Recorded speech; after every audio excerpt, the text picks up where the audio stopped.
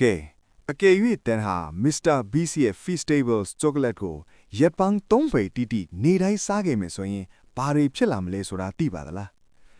တကယ်တော့35 gram ရှိတဲ့ chocolate တစ်တောင်မှာတင်ကယ်လိုရီ190တကြား33 gram နဲ့အစီ12 gram အထိပါဝင်နေတာပါဒီ chocolate ကိုစားပြီးမိနစ်30အတွင်းမှာပဲသင်ရဲ့သွေးရင်းတကြားတာဟာအတော်လေးမြင်းမြန်းဆန်းဆန်းကိုမြင့်တက်လာပါလိမ့်မယ်အဲ့ဒီအခါinsulin တွေအလုံးအရင်းနဲ့ထွက်လာပြီးတနာရီဒါမှမဟုတ်2နာရီလောက်ကြာသွားတဲ့အခါမှာတော့လူကတော်တော်လေးကိုနှုံးချိသွားတတ်ပါတယ်ပထမနေ့ကစပြီးတော့ကိုသင်ဟာအမျိုးသမီးတစ်ယောက်ရဲ့တစ်နေ့တာတကြားစားသုံးမှုပမာဏရဲ့52ရာခိုင်နှုန်းနဲ့အမျိုးသားတစ်ယောက်ဆိုရင်36ရာခိုင်နှုန်းကိုဒီ chocolate တစ်တောင်ထဲကနေရရှိနေတာပါ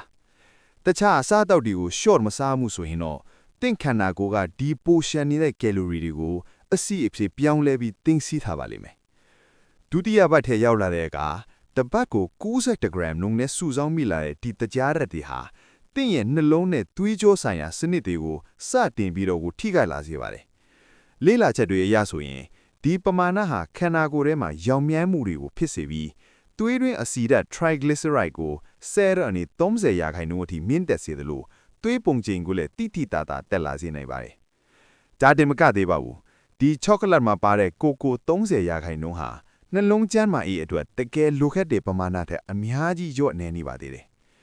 တတိယပတ်မှာတော့နေ့စဉ်တကြားချက်အသက်အကျတွေကြောင့်စွမ်းအားတွေမတီမငင်ဖြစ်တာနဲ့စိတ်ခံစားချက်အပြောင်းလဲမြန်တာတွေကိုပါတိတိတသာခံစားလာရမှာပါ